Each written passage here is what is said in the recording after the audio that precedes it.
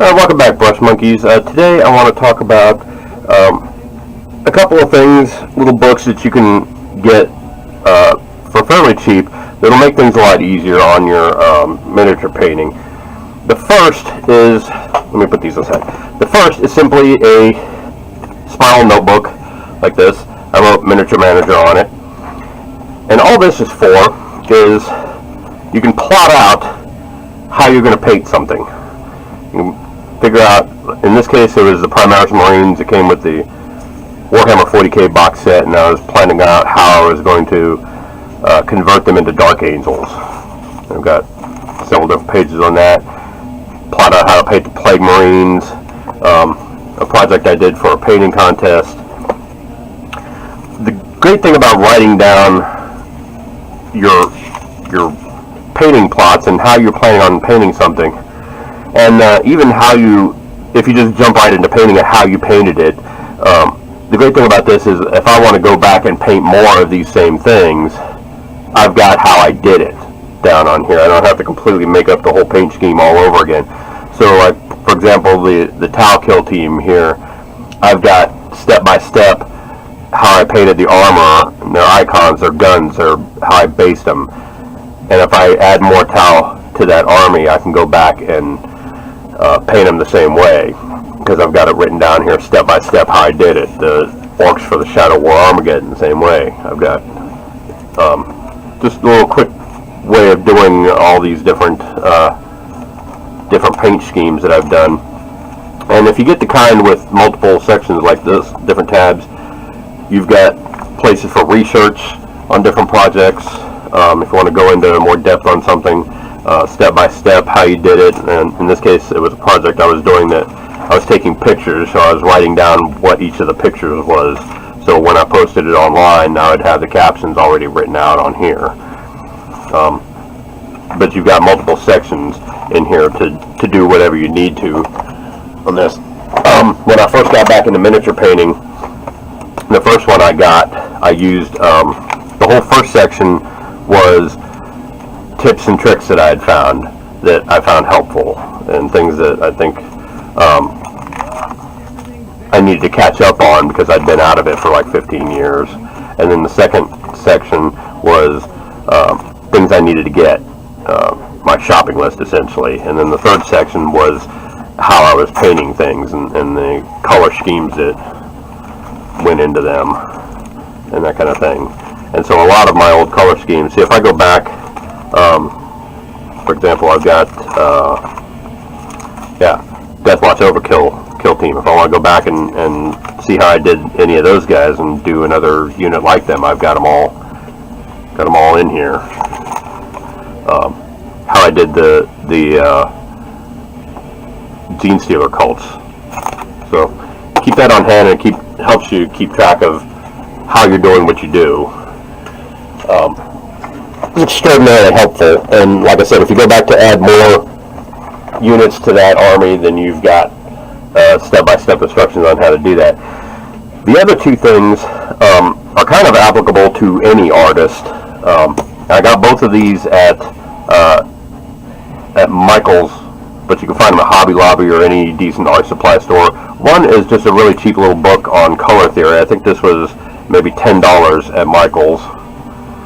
Yeah, I think it was even less because it was scratched up, so I talked him down to a discount. But it's just a book on color theory, and it talks about it's mostly two-dimensional art, and it applies to acrylic paints and oil paints and what have you. Like I said, it's mostly applied to two-dimensional art here, but there's nothing in here that can't apply to three-dimensional art as well. All the color schemes, minerals versus pigments, color mixing, all this kind of thing, and how to choose colors and how colors work together. And this is simple little thing, but it really makes a huge difference. And I think a lot of artists, miniature artists in particular, overlook basic color theory, and it's really an indispensable tool in your toolbox. So if you can find a copy of this book or any decent little book on color theory, please get one. It makes a world of difference. The other thing I've got is just a spiral notebook of mixed media paper And this is like a color sketchbook. But what I have done with this, you can see where it says color studies at the top. What I've done is I've gone through all of my paints and painted a little swatch of each one of them on here, and then what color the paint is. And this helps me see things like, you may not be able to see it real well on these cameras, but things like the Reaper Master Series Nightmare Black is actually kind of a very dark blue. Master Series Adamantium Black and Vallejo Model Color Glossy Black both come out a little thinner than most other blacks. Citadel Abaddon Black is really thick. But I've done this with all of my paints, non-metallic metal sets, what they actually look like, flesh tones in the washes, metallics, greens, just ridiculous numbers of paint I've got around here. But I've broken them all down and gone in and painted little swatches of each one of them. So when I go to paint a figure, like I'll take this guy and say I want to make his cloak purple. Well, what color purple do I think would look best on this guy? Vallejo Model Color Violet? Maybe I don't want it that dark. Maybe I want something a little thinner to show the highlights and shadows that I've got on there. Well, that Citadel color from the 90s, Lich Purple, is pretty thin. The self-mixed light purple that I put together is pretty thin. Maybe I want something more medium. There's a Citadel color from the 90s that is a pretty nice shade there. Maybe I'll use that. It helps you to look at the pictures, look at the colors, and decide how you're going to paint it. And sometimes if you're looking for a complementary color, which again, break out the color theory book, maybe I've already got the cloak painted, now I'm looking for something for his shield, and I want something to contrast with the cloak, but to be complementary colors. Well, I can hold the shield, hold the figure out while I'm going through all these different images and find something that will work to complement that. I believe the opposite of purple is, yeah, there you go, orange.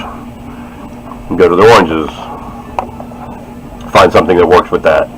You know, and like I said, it helps you to know, because you've painted out on white pages, you know exactly how that paint is going to look over at least a white base coat. And that gives you a good starting point for knowing what these colors and shades and washes and even airbrush paints are going to look like on the figure.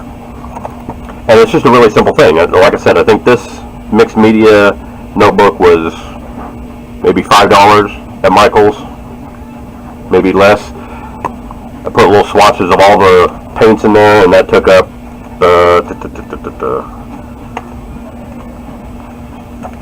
to like right there. I've even got blank pages left over to try different shading tests. I want to see what different shades are going to do. Different freehands, like when I was painting the Harlequins, I painted all the different color combinations of the Harlequins on here and how the diamonds would look, practice painting the diamonds. And I've got, you know, tons of blank pages in here for more freehands, banners, more paints, whatever I need. And this has become a really indispensable little tool here. So that's it. Like I said, get yourself a mixed media notebook for your color studies. Get yourself a book on color theory, and pick yourself up a small spiral notebook to write down your color schemes in. And while you're at the store anyway, pick yourself up a decent pack of pens. I like to use Papermate Profiles. This is like one of my favorite pens ever. I buy these things in like packs of 12. But I use them all the time. And this is, planning out a figure is really an indispensable part of painting the miniatures.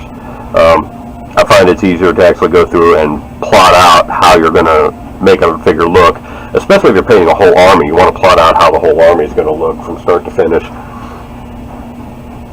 and in order to get a coherent look among them, among the different units. So there you go. Some more indispensable tools for miniature painting. Thanks for joining us, and I will see you guys later. Bye. Hey everybody, Tom from Flying Monkey Studios here. Thanks for watching my videos.